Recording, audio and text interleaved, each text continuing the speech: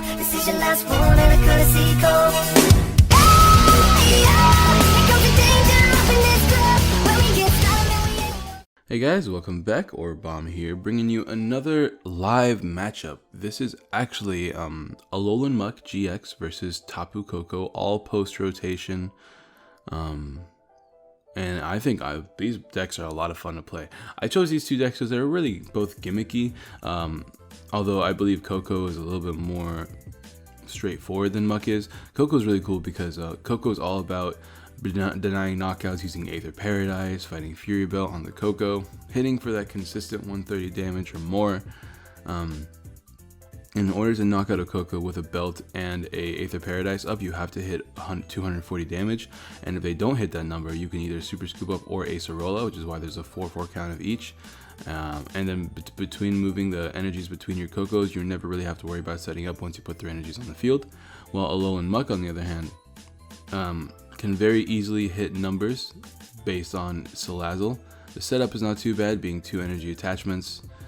You'll see me playing Alolan Muck to the right, and then my buddy Devin, like usual, playing to the left. And we're going to go ahead and start. Now, he has a Jolteon lead. I have 2 Grammars. Now, ignore the fact that they're Psychic Grammars. They're supposed to be Dark Grammars. I just didn't pull any Grammars from my pre-release stuff. Hit a really good hand for that turn, but apparently I unfortunately end him. But the Dark Grammar is always better. It does have the first attack Multiply, which is an energyless attack, and it puts a Grimer from your deck to the bench. Second attack is a DCE. I believe it does 30. So at the very least, you can attack as well. I choose that over the Psychic one. That's why you see the Dark Grimer right over there. It's actually Devin's Grimer, just so we have reference to what the Grimer is. Jolteon's a good lead for Devin though, because it's free retreat. It's the only free retreat mon he has in the deck. We don't actually play the promo Tapu Koko. I don't think it's that great, although it does have its usage, and I might want to toss it in later because it does put things in range of banded Koko, although I'm not a huge fan of playing band in this deck. Deck space is always really tight. Let's see what I can do from here. I didn't get a first turn Bridget, which was unfortunate, but that's fine. All I need to do is get like 1 or 2 Salandits down, and we can go from there. Let's see what I'm doing here. Also, ignore the glares on the card, guys. I couldn't do anything about it where I was recording. I thought it wasn't going to be this bad, but every time I put Devin in charge of the camera, he doesn't check. I'm just kidding, Devin. Anyways, I go ahead and pass. I had my attachment for the turn. All I need to do now is retreat, attach a DCE, evolve to Muck, and then it's ready. The thing is, I don't have any Salandits to attack next turn, which is the issue with this deck, right? Is it's a really combo heavy. So if you don't get everything down early, you're going to have a difficult time. But it's not that bad. There's a couple cards in this deck that I prefer to take out. Like I did play Darkrai GX, but one thing that I found out, because I did actually play this matchup a couple of times. One thing I found out, and not just this matchup, but other matchups using this deck a couple of times, and the biggest thing I found out is that you don't need extra Pokemon. Your bench space is already super duper limited that there's no point. He's going to go ahead and use Ultra Ball here, and he gets a Lele.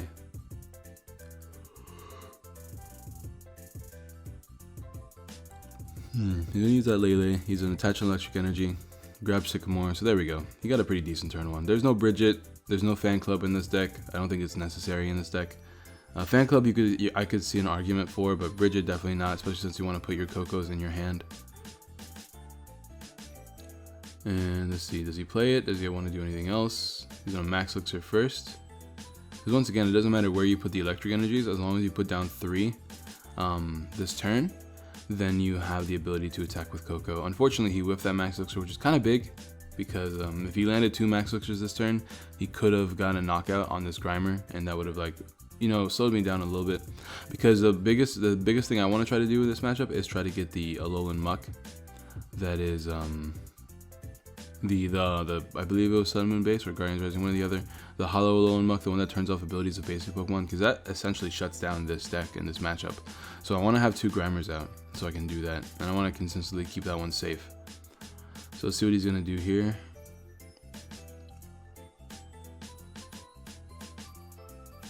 He's going to Ultra Ball again. Looks like he has a Koko in hand. He is putting a Koko in discard pile, and there you go. That's actually a Marshadow GX. Marshadow is pretty cool in this matchup as well, because if I don't get the Muck out, he has a fighting type attacker that can copy Koko's attack in a discard pile. and knock me out because that would hit me 260 after weakness. So yeah, he's gonna put his Marshadow they actually pulled today, or yeah, that day, up on top of it, so it's noticeable. But it's my turn now. Let's see what I'm gonna do. I'm gonna put down a promo Koko. I like promo Koko in this deck because it does put things in range, specifically Gardevoirs and stuff from a choice banded attack. I'm gonna go ahead and attach there, and I'm gonna use N again. Apparently I'm pretty stuck, so you gotta use my ends. Hopefully I get a Muck here just so I can evolve that Grimer into Muck so it's not in risk of being knocked out. Because GX attack would only do 150, 180, and then Alolan Muck has a ridiculous 220 HP for stage 1. It's actually ridiculous. I don't play bodybuilding dumbbells. I don't think it's useful in this deck. You need that choice band because that way you can hit 180 before poison and burn damage with Salazzle. I do like that a lot. Let's see what I can do here. I do get another Grimer. Do I get a Salandit? Can I get a Muck, or am I putting myself at huge risk? Because a Guzma will potentially knock me out if he does get the right cards. What did I just do? I don't know what I just did. I missed something. I'm just shuffling the deck. What did I do? Oh no, I just used the attack. I used multiply. Okay, no, it's his turn now. Yeah, okay, I put down another Grimer from the deck. So now I have 4 Grimers down. So now if he does knock out a Grimer, it's not the biggest deal in the world. I don't have a lot of bench space left, which means no Salandits. Only one Salandit until he gets a knockout. So I'm banking on him getting a knockout or me landing a scoop up later.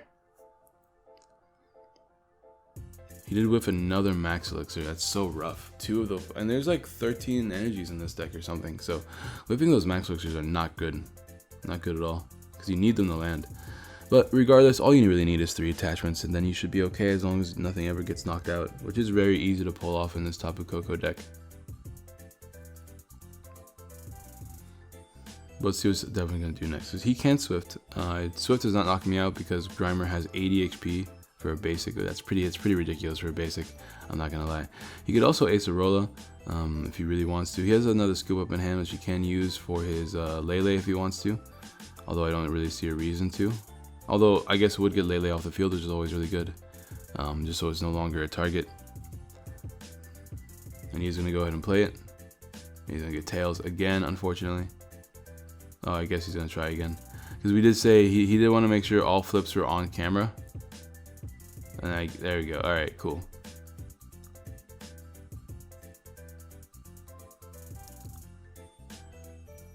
And then he's going to play Sycamore. He has more energies. He has another Koko in hand. He's going to attach some Marshadow. Let's see what he does now. He could just Swift here. It doesn't really matter too much. And now it's my turn. Let's go ahead and see what we're going to do next. It's been a long time since I played this game, but I'm going to attach a DCE to another Muck, potentially. I was thinking about attaching it to Koko, but in this matchup, you don't really need to damage these Kokos. Not to mention Aether Paradise prevents damage on a lot of these Pokemon. So Koko is simply there just for the free retreat option. It is a little bit difficult to pull that off, but I'm going to play Lele. Unfortunately, no Salandits right now, so my goal here is to get Muck to use Crunch, which is really bad, but not much you can really do about it. I am also trying to get the Alolan Muck, the one that can deny bench, or the one that can deny basic Pokemon. But I am going to use Super Scoop Up, and I do land Head, so that does get the Lele off the field, which is really, really nice. Let's see if I can land another one. I don't land the other one, which is unfortunate. But getting rid of that Lele is really, really good for me because it does leave a bench space for us to land it, as well as gets rid of a potential Pokemon that's easy to knock out. Do I get a Salandit? I do get Muck, so that Muck has now been evolved. I also get the other Alolan Muck, which is really good, because now his deck is a little bit shut down. He needs to get rid of that Alolan Muck now in order to have a decent chance of winning, because now his abilities are shut down, which means he has a really hard time winning this matchup. This deck does play 3 Field Blower, but unlike Garbodor, you don't need energies. You don't need what's it called? You don't need Floatstone to use my ability. The ability is just there. It does have 120 HP, which means 1 Koko attack will knock it out. But the issue now, since you missed 2 Max Elixir this game, is getting that Koko knockout.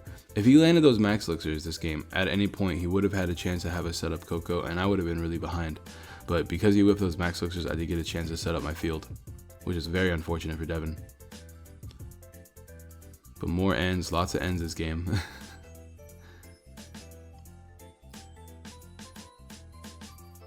Let's see what he does now. He still has that Aether, so I have to be careful about that Aether because I don't get a knockout I don't knock out a belted Koko now because of Aether. Oh, such bad glare, but that is Tapu Koko, as you guys already know. There's another Muck, so now I have 2 Mucks, Alolan Muck, 2 of them ready to attack now. Choice Band on that one. I am going to retreat into that one. Evolve into Salazzle. So my abilities do work because it's an evolution Pokemon. I am going to Super Scoop Up, try to put that Salandit back into my hand, and I do succeed. So now I can do it again next turn if he doesn't end me. And I will get a knockout here because I do hit 180.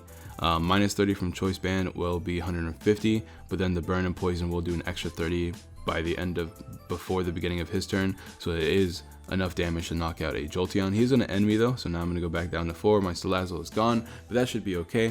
Marshadow's ability is also turned off, but Marshadow does have a 1 retreat cost, so I'm sure he's banking on that. Hopefully he can get another one of his Max Elixirs so we can at least start attacking, because if he GX attacks me, he will get a knockout here, which is going to be pretty nice for him. I did give him that option, but I did want to have 2 setup Mucks. Maybe that was a little bit rushed on my end, but overall I don't regret the play at all because I'm so ahead right now, and he could either choose to GX attack me or eventually Guzma and knock out my Muck on the bench.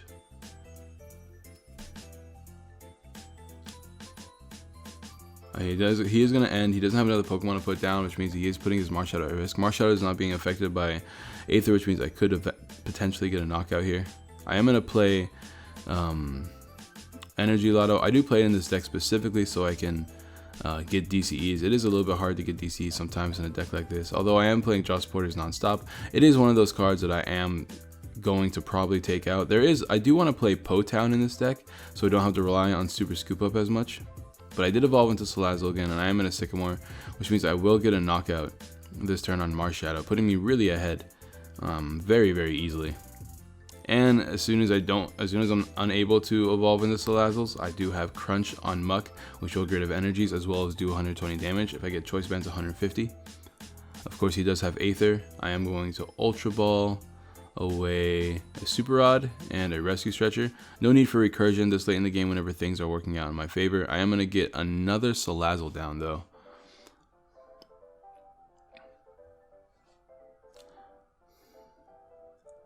So that's our Salandit, not Salazzle. So that's going to be really good for me. I'm just going to go ahead and get my knockout here, take another 2 prizes. Koko comes out. Now Koko can at least GX attack this turn. He does have 3, is that 3 Aethers in his hand? That is unfortunate. With the Fighting Fury Belt, I don't get a knockout 1 hit no matter what I do. I have to get a Field Blower to get rid of both Aether and Field Blower, or get rid of both Aether and Fighting Fury Belt. He could Guzma this turn as well, if he wants to knock out the one on the bench, so that way he has a game plan this turn. And I think he's considering doing it, but he is going to play Guzma, so he's going to knock out my Alolan Muck, which is going to give it a hard time, which is giving him a hard time right now. It kind of sucks. Let's see what I have. I do have the Field Blower, and that seems to be game. All I have to do is make sure that Salandit's in the deck, or Salazzle's in the deck, and that should be game on my end. It is unfortunate. I might upload another game with this deck.